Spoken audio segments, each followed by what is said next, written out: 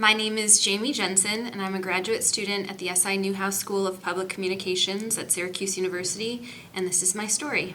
I'm 36, and I grew up in a very small, poor town, and when I was in high school, I decided I wanted to be a journalist, and so I started looking at communication schools, and I found out that Syracuse had one of the best programs in the country, and it was only 2 hours northwest from my hometown.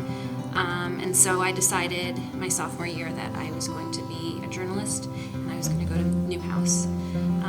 But then when it came time to graduate and apply, my mom thought I should go into teaching. She thought it would be safer and something that I would really enjoy.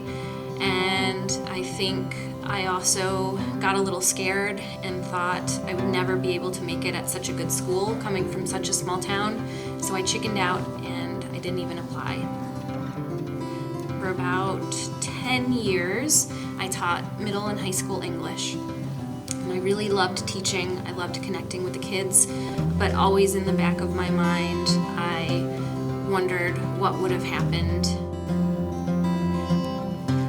In about 2008, I met and fell in love with a guy who swept me off my feet, and we ended up getting married in July 2010. He was a military guy, so we moved from New York to Colorado, and I kept teaching while we were in Colorado for about 2 years. And then we got orders to Stuttgart, Germany, and we lived in Germany for 3 years. And while we were there, I was able to travel to 44 countries. I just really fell in love with traveling. It's one of my favorite things to do now. And when we were done with that tour, we came back to Colorado, and I commenced my teaching career. And then unfortunately, in July 2016, life kind of threw me a curveball, and I ended up going through the process of getting a divorce. And I will never forget, this sounds silly, but as everything was happening and my world was kind of crumbling before me, I immediately thought about Newhouse. And so at the age of 35, I quit my job. I moved from Colorado back to New York by myself, and I started this program.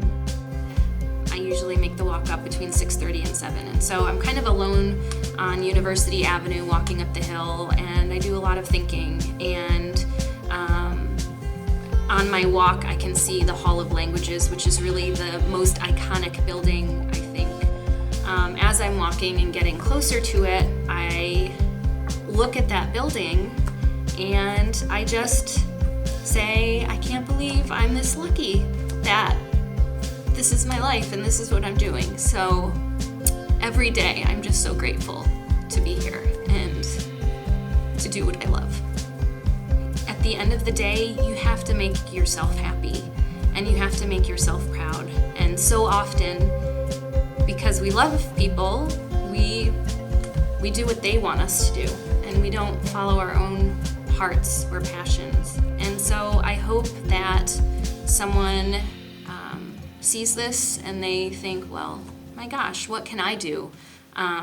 Really, the opportunities are endless. You can do anything you want to do.